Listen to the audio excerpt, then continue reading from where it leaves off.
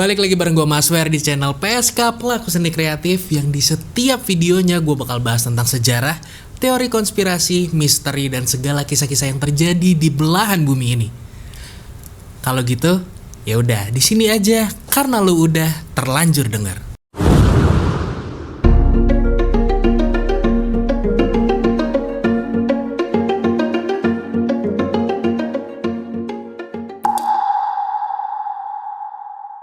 Baru-baru ini di sosial media itu banyak banget tagar yang tulisannya adalah Eyes on Rafah. Yang dimana Eyes on Rafah ini mengisahkan tentang akan diserangnya daerah safe zone yang ada di Gaza yang namanya adalah Rafah. Dan tempat ini itu jadi tempat berlindung atau tempat evakuasi 1,2 juta rakyat Palestina yang terdampak efek perang yang sedang terjadi saat itu. Dan tagar ini jadi himbauan karena saat terjadi penyerangan di daerah ini itu sangat mungkin untuk kejadian ethnic cleansing atau hilangnya satu etnis dalam waktu yang sangat singkat. Karena di tempat penampungan ini atau di tempat evakuasi ini banyak terdapat anak-anak dan juga wanita di dalamnya. Pasti kita kalau ngedengar berita ini terdengar atau kerasa sangat kejam ya kedengarannya. Tapi sebenarnya hal yang kayak gini itu udah pernah kejadian berabad-abad yang lalu atau bertahun-tahun yang lalu. Kejadian itu adalah kejadian Holocaust yang dipimpin oleh seorang pemimpin Nazi yang kejam bernama Adolf Hitler. Sebelum gue bahas tentang pemimpin Nazi ini, gue pengen disclaimer dulu. Untuk konten kali ini, itu kita nggak ada menyinggung sama sekali tentang suku, kaum, ataupun ras. Jadi ini hanya penekanan terhadap kisah yang terjadi saat itu. Sekarang, ayo kita bahas lebih dalam profil tentang Adolf Hitler. Hitler lahir di kota Wina, Austria pada tahun 1889. Dan dia berasal dari keluarga kelas menengah. Dan ayahnya itu bekerja sebagai seorang pegawai negeri sipil. Dan ibunya bernama Clara yang berasal dari keluarga petani yang miskin, tapi kehidupan mereka bisa dibilang cukup dan tidak kekurangan. Louis Hitler adalah ayah dari Adolf Hitler yang punya kepribadian yang tegas. Sedangkan Adolf Hitler itu sering berseberangan dengan ayahnya yang pemarah. Karena sebenarnya teman-teman, Adolf Hitler itu punya mimpi untuk menjadi seorang seniman.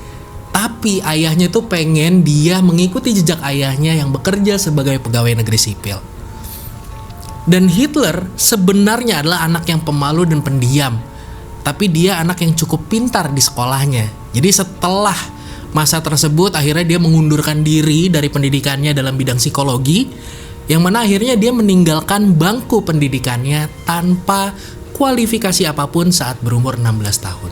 Pada tahun 1903, ayah dari Adolf Hitler, Alois Hitler ini meninggal dunia dan ia bermimpi untuk melanjutkan cita-citanya untuk menjadi seorang seniman. Tapi sayangnya setelah melakukan pendaftaran ke beberapa sekolah karena dia tidak memiliki, ya kalau yang kita kenal di Indonesia namanya ijazah ya. Karena dia nggak punya ijazah tersebut sehingga dia keseringan untuk ditolak di sekolah-sekolah seni yang dia apply saat itu. Dan Hitler ini juga sempat mendaftarkan dirinya ke Akademi Vienna, Academy of Fine Arts, tapi ditolak pada Oktober 1907. Tak lama setelah itu ibunya pun ikut meninggal dan akhirnya Hitler pindah ke Wina lalu menjalani gaya hidup yang bebas. Tidur dengan cara berpindah-pindah penginapan dan kegiatannya melukis kartu pos. Dari sinilah dia mempelajari berbagai sudut pandang yang kemudian membangun karakternya akan ideologinya untuk menyatukan Jerman dan Austria, yang mana paham politik ini dikenal sebagai antisemitik dari wali kota Wina pada saat itu.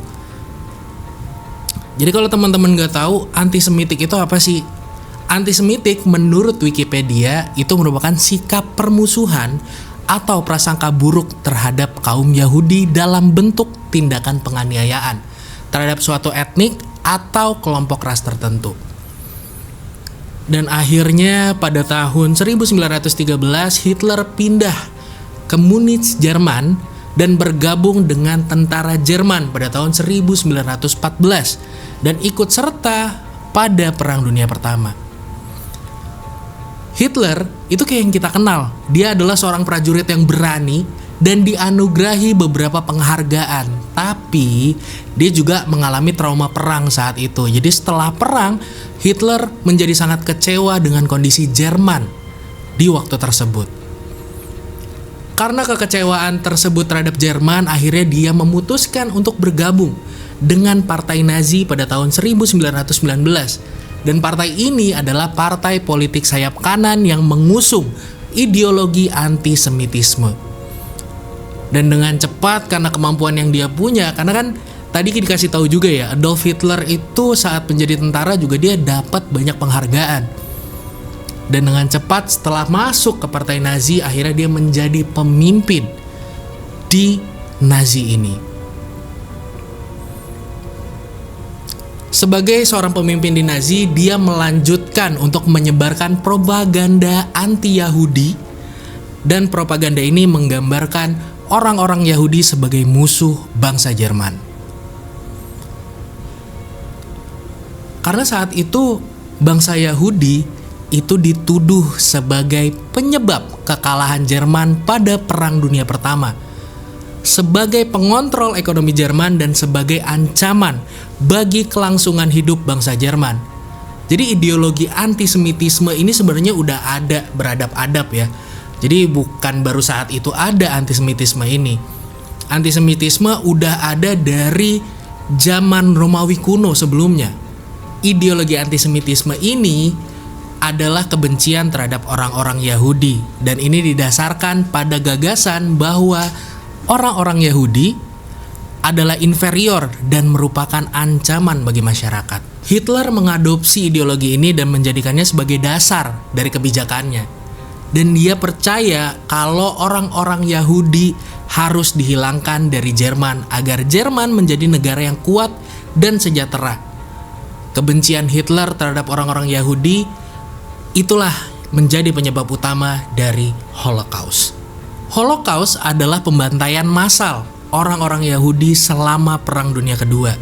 Dan selama Holocaust ini berjalan, Nazi membantai kurang lebih 6 juta orang Yahudi.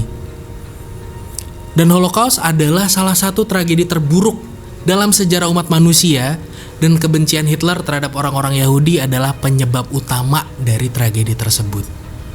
Tragedi Holocaust ini terjadi di tahun 1933 sampai 1945. Dan kejadian bersejarah ini dimulai pada Januari 1933 ketika Adolf Hitler dan Partai Nazi memiliki kekuasaan di Jerman. Gerakan ini berakhir pada Mei 1945 ketika kubu sekutu mengalahkan Nazi saat Perang Dunia Kedua. Dan menurut kepercayaan kelompok Nazi, tindakan ini disebut sebagai final solution to the Jews, yang artinya ini adalah solusi terakhir.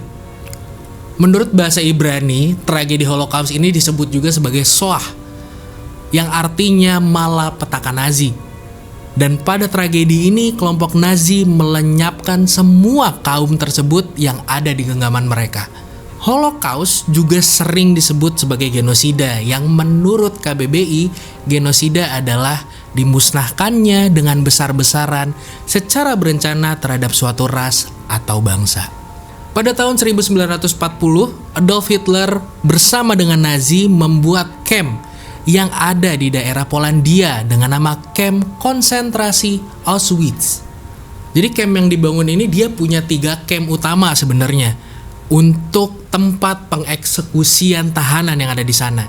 Dan camp ini lokasinya itu 37 mil sebelah barat dari Krakow. Jadi Krakow ini dekat dengan perbatasan Jerman Polandia di Upper Silesia, yang direbut Nazi dan Jerman pada tahun 1939 setelah mereka melakukan invasi dan akhirnya menaklukkan Polandia. Ada beberapa cara yang mereka lakuin untuk melakukan terhadap Yahudi.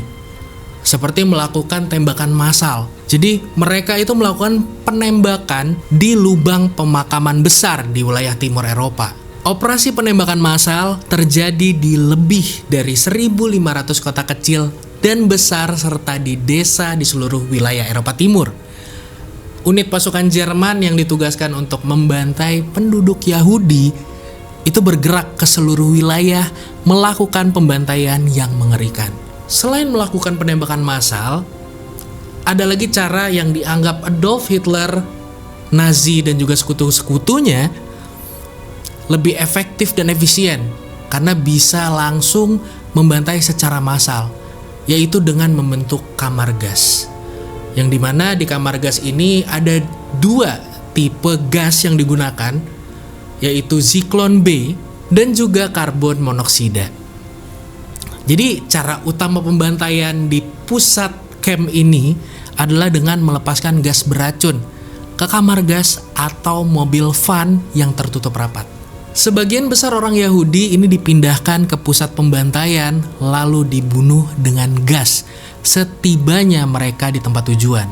Jadi kalau teman-teman bayangin pembantaian kamar gas ini adalah sekelompok orang dimasukkan ke dalam ruangan tertutup dan diberikan gas beracun Zyklon B, atau mereka dimasukkan ke ruangan tertutup dan ada mobil camp atau mobil van itu dihidupkan di dalamnya. Kan kalau kita misalnya ngidupin mobil itu bakal menghasilkan gas karbon monoksida.